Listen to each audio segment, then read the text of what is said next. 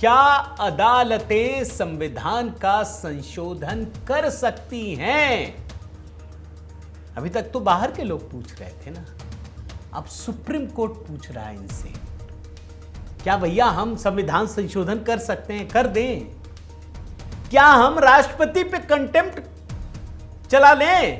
राज्यपाल पर मानहानि का मुकदमा हम चला सकते हैं? जवाब दो।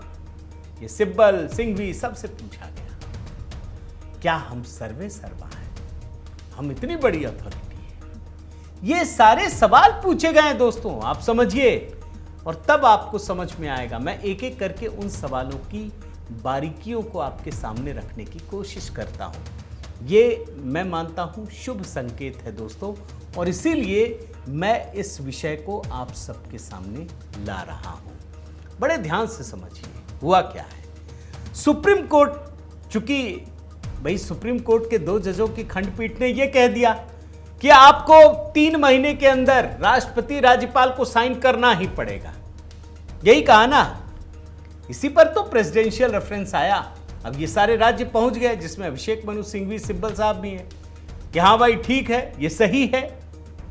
सुप्रीम कोर्ट ने पूछा दोस्तों, मैं कोट अनकोट में पढ़ रहा हूं, ये अगर राज्यपाल या राष्ट्रपति 8 अप्रैल के फैसले का पालन नहीं करते हैं तो क्या उन पर अदालत की अवमानना का मुकदमा चलाया जा सकता है?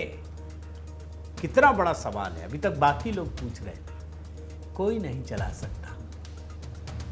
यह संविधान में ही छूट है दोस्तों। आप जानते हैं कि अगर कोई व्यक्ति राष्ट्रपति के पद पर हो, अगर वो हत्या का भी दोषी हो, तो उस पर कोई कार्रवाई नहीं हो सकती, कुछ हो ही नहीं सकता। यह संविधान में लिखा हुआ है, उस पर किसी भी प्रकार का कोई भी मुकदमा।